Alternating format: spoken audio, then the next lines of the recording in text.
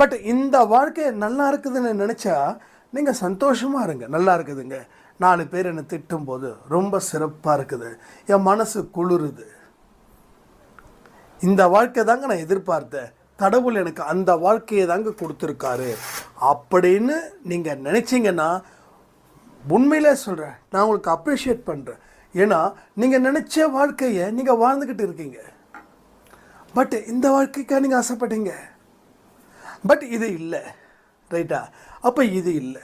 அப்போ இது இல்லைன்னா வேறு எது? அதை தான் நான் இப்போ சொல்கிறேன். வேறு எதுன்னா, ஒரு உயர்ந்த வாழ்க்கையை, அற்புதமான வாழ்க்கையை, பலரும் உங்கள் மேலே மரியாதை கொடுக்கணுன்ற வாழ்க்கையை தான் நீங்கள் வாழணும்னு விருப்பப்பட்டீங்க.